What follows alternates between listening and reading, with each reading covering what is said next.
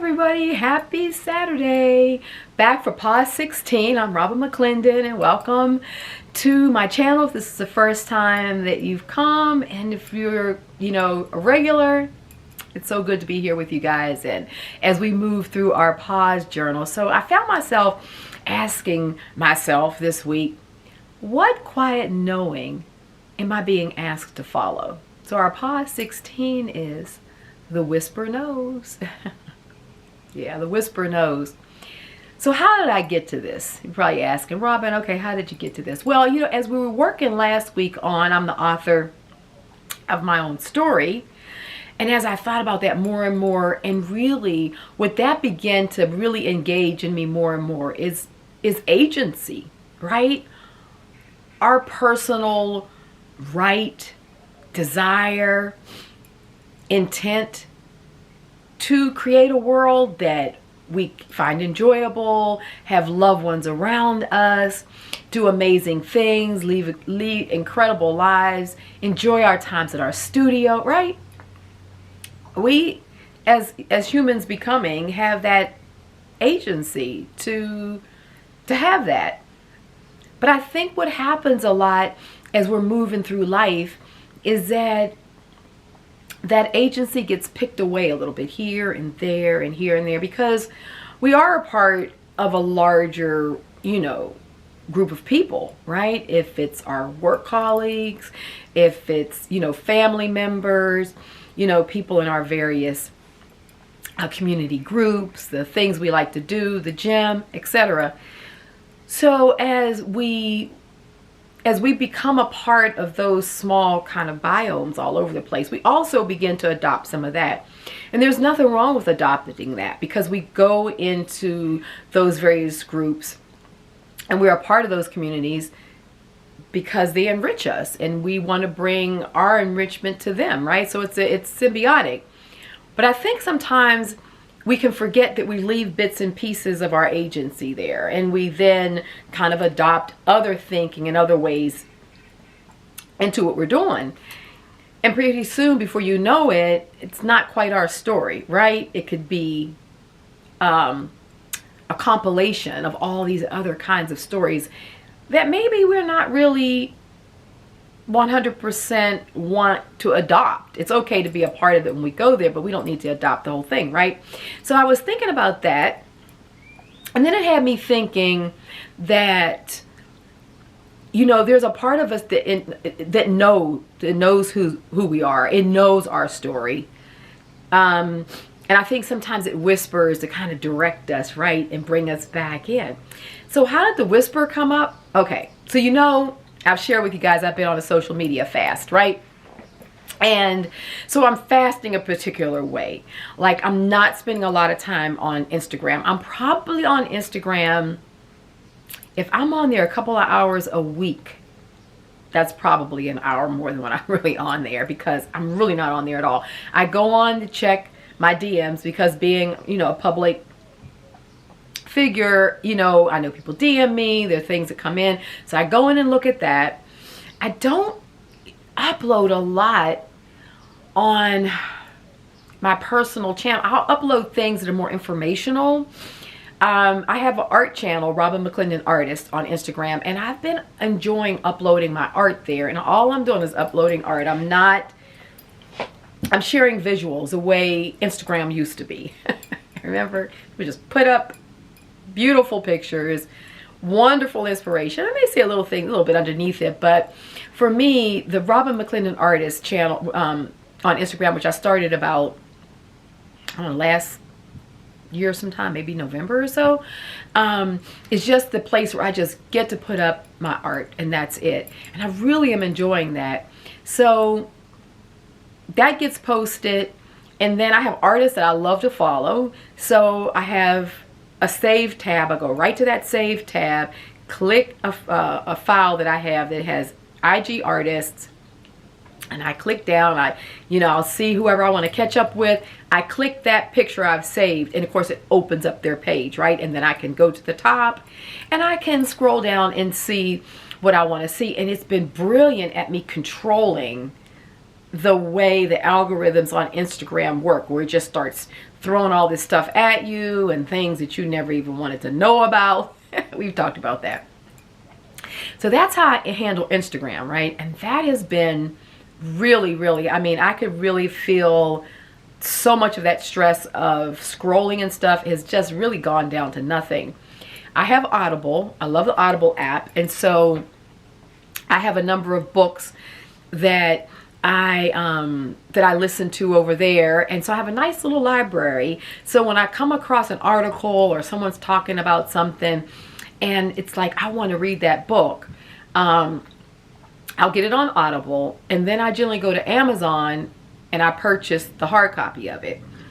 Because what I like to do is when I'm sitting and listening to it, a lot of times I'll have the book. If I want to make notes, I can.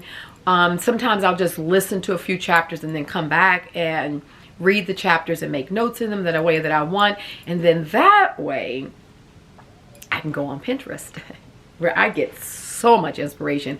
And so many of you have reached out and said that you started back on Pinterest, like you hadn't been on it for a long time, you really didn't quite understand it, or you forgot you had been on there at one point. And I'm getting so much positive response from you all, where Pinterest is just like, okay, yeah, it's like the old Instagram, how it used to be. And it's so inspirational, and you're not advertised to, and it definitely doesn't have all that crazy social cultural stuff that I find very triggering. So I like that. So we do Pinterest. So sometimes I'm doing my Audible and listening to Pinterest. And I have found that everything has just slowed down so much for me now. And so as a result of it slowing down, it's like I'm hearing more of my own thoughts.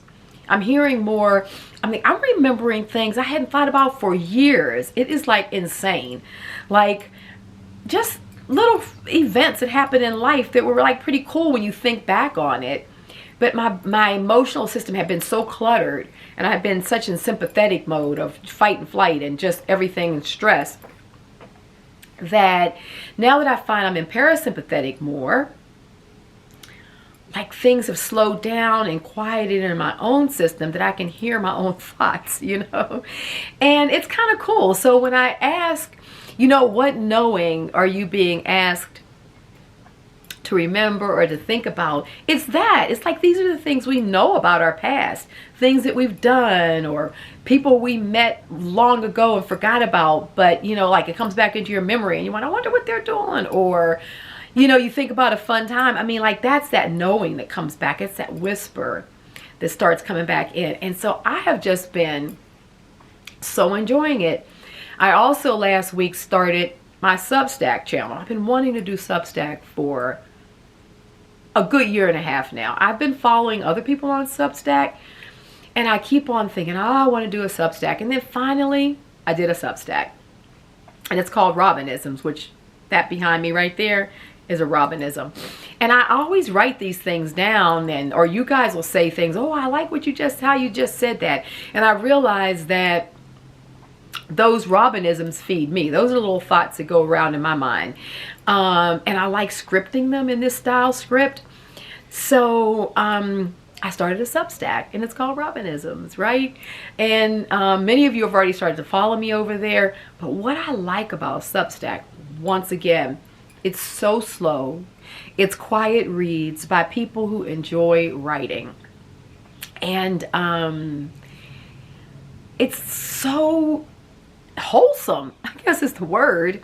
And I find myself slowly reading people's, you know, people's posts, you know, their blog posts, their writings, and what you hear said over and over again by some of the creators who are just authors and stuff who are just writing over there is the slow pace. How nice the pace on Substack is. It's just a slow pace where people are coming and just bringing quality to the platform, and I absolutely love it. I've been loving it, but since I've, you know, done my started my own Substack, it just fits right in with everything that I've been doing, just the alignment of how I want to engage with the world. So I'll put the Substack link below. So you guys, if you want to come over and follow me, it's totally free. And that's where I'm doing my Robynisms. And I'm putting the artwork up. I also am doing some little short reels and little things, maybe where I'm jelly printing and making the backgrounds and doing the writing. Just little quick, you know, videos maybe of me creating the art, because that part I love doing. It's important to me. And yeah, I have really been enjoying it. So it's there again. It's that whisper, that knowingness that is asking me to remember something or to do something. And it's, do your Substack, Robin. You've been wanting to do your Substack. Do your Substack. Do your Substack, right? And so we did it. And it's just so much in alignment with my pace. So I've been enjoying Pinterest.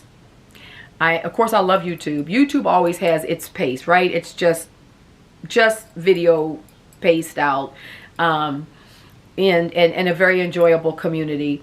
But I listen to my Audible, so my apps are Audible. I do Pinterest. Started my Substack.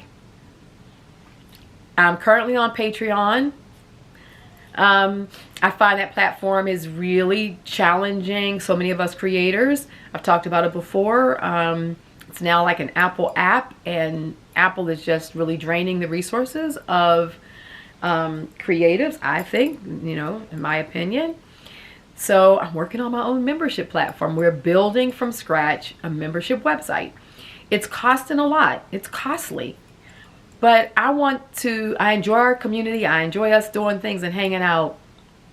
And I want to control the algorithms. I want to control what I'm charging. I don't want someone else to come in and tell me I need to charge 30% more, so that because I'm on their app, they want to make 30% more. Basically what's happening with Patreon. And so I want to control all of that. And I think it goes back to everything we're talking about. Like, I'm the author of my story, you know. I get to look at the fears and see, are these mine or are they outside of myself, right? We get to slow down and, you know, stop our doom scrolling. You know, we're really recalibrating our whole neurological systems. And as a result of that, we're creating this different pace, this different frequency. And I'm really enjoying it. And I'm enjoying you guys commenting and sharing with me your journeys and how the pauses are, you know, working out in your life and what's going on and all that good stuff. This has just been amazing for me. And I'm so glad that you guys have come along with me and you're sharing your journeys as well. So let me just pick up my journal so I can show you what this pause looks like. I had it sitting over there because a lot of times when I finish it, I let it lay open so that it can finish drying really nicely and everything. So let me just kind of get this. And I know that you also can see, you're seeing being shown some of the creation of it. So here is Pause 16, the Whisper Nose. This is, I love that ink blot. I just love it. It's so much like a butterfly and a chrysalis. It's almost like something, you know, taking flight, but it's also pretty Asian looking too, isn't it? I love that.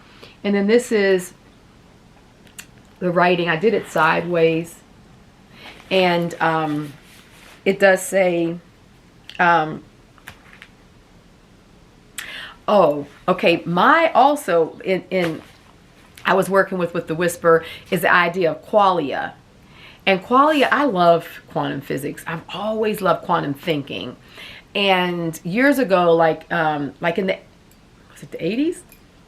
Like maybe the mid 80s, if not earlier, a book came out, The Holographic Paradigm and Other Paradoxes, and I just read that book several times. It was so good. It was talking about, you know, the hologram, but the universe, and it was talking about quantum thinking. And since then, I've journeyed down the rabbit hole of quantum thinking. I'm a novice by, you know, like I can only explain it to myself. but I'm fascinated by it. And so keeping up with some of the current thinking around the quantum field and what have you, this thing called Qualia is, I'm gonna just read it to you because I did some writing on this. Let me just, it's better for me to read it than try to so Qualia is the felt experience of a moment. And in quantum thinking, Qualia is the felt experience of a moment, an unexplainable, undeniable inner knowing. It doesn't pass through your mind first. It moves through your field, your whole body, your entire consciousness. And though it's nearly impossible to describe, you know it. So this week, you know, we're letting ourselves notice the moments when something inside of us says, this is it. Yes. Aha. Oh, you know, that kind of thing. That's that whisper, that voice where that qualia comes through. And until I heard that word and heard the explanation, it was really hard to put into words that feeling that you have about something. You know how you have something, like you could have a really strong feeling about something and you just can't explain it, or you had this amazing experience, but when you try to put it to words, it falls flat, and you even struggle to try to find the words to explain it. And sometimes you can go through several words and you'll say, now that's not quite it, and you'll say another word. Yeah, that's sort of, but that's not quite it. You know, like sometimes it's so hard to explain it. That's qualia. That's the connection of your consciousness to the quantum field. And the quantum field is a part of the conscious field, or the greater field, or the mass consciousness. So information comes in from that field. And a lot of times we experience it first in the body. It's not in the mind first, though it was previously thought that that's where all the thought impulses come in. But it's this this quantum physicist that I've started following. His name is Federico Faggin, F-A-G-G-I-N. And he was the one who designed and developed the microprocessor. He designed touchpads, all that. Those were all his inventions. So he knows what he's talking about, and he's well respected in the field.